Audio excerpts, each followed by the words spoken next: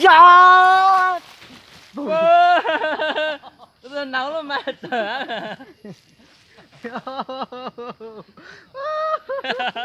Các tiền. Các tôi cho máu rồi. Muốn máu rồi. Cô tưởng ăn nuôi cô chỉ hết đi. Cái đó thấy.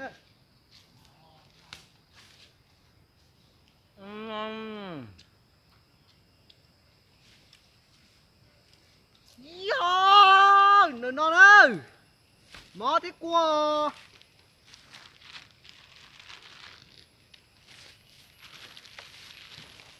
Ta chỉ nó nữa, nếu non ta nếu chó thì vô hay biết chó ơ.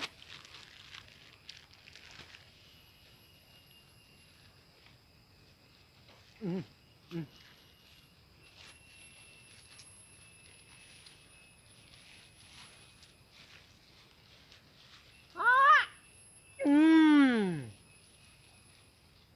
Nhà toán đây.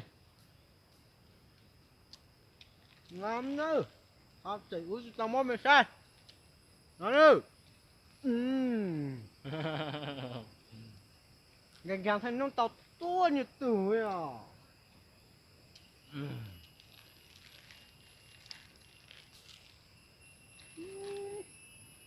Cái nồng nào chứ còn nó chưa thế ha.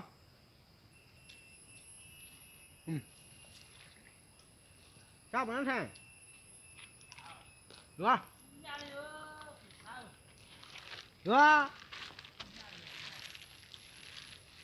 Chứ? 지산 탈건 해야 되나? 내만 듣구나. Được không? Xong. Ôi dô, quá lũ đàn chú rồi sai. Ai? Thì. Ai? Này. Chẳng ăn nông. Mày nhớ rồi sang tới chờ mình chỉ bảo tại ăn nông nó giờ này mình toàn nông bê. Bê chụp跑多ơi.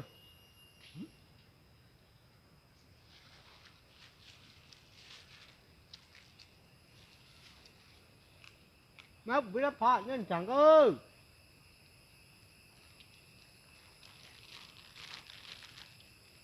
Nó bé bé to. Chẳng thế. Sang. Tôi khảo được cái nữa.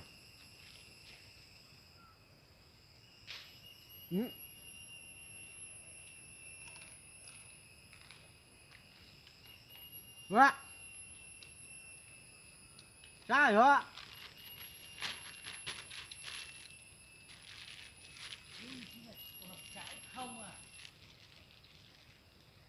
Ôi dồi.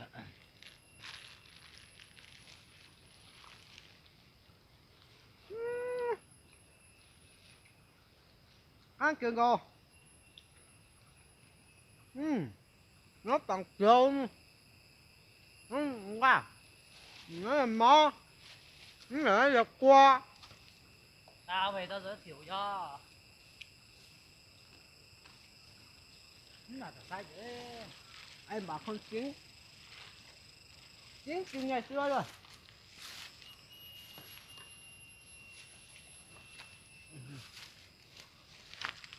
Người đó mấy thấy cậu này. Nó to nó. Nó sẽ cao hơn cậu nữa.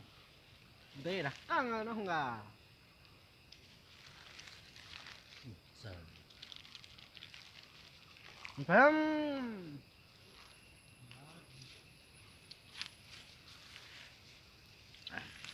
Mấy đứa nào mấy đứa à. Nó dưới thỏ với cậu po. To nó. Cái sân chụp cái chụp buồn đi. Nó dùng rồi.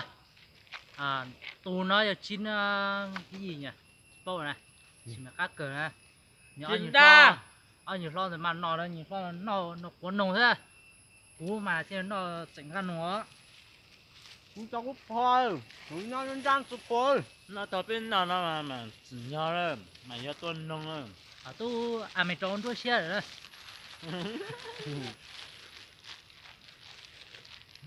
khác rồi đó. Giờ một quán nồng á. Nó tụi mình liên đi, nó chỉ mà số xéo, cũng nhẹ ha. Tàu. Nghe má hả? Tàu à? Nhưng cho khẩu nó làm cái gì đâu. Nghe má gì hả? Nghe má. Cũng cho khẩu. Chỉ cũng nhẹ cho số xéo.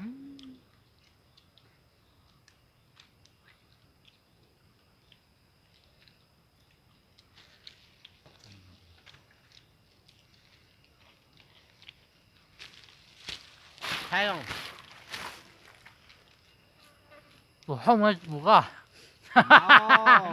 Cái bố như này mà ra. Bố. Các bố mới thừa tao à? Bố không ấy, bố à? Bố à? Ôi, cái bố dùng nó hay rồi.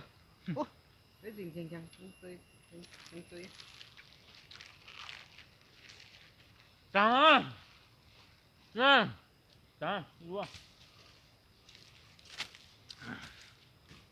Nhưng mà con thật cả.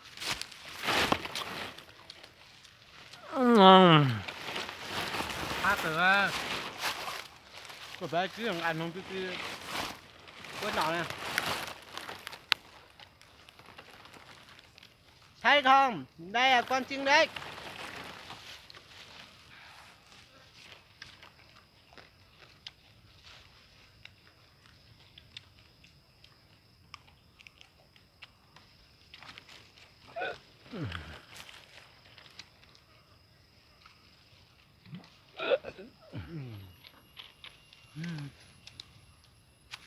Tụi nhà này dơ. Tao hiểu. Tao cho nhồng anh còn tôi đó rồi. Chứ sức cầu thêm. Đàn mà cái cổ.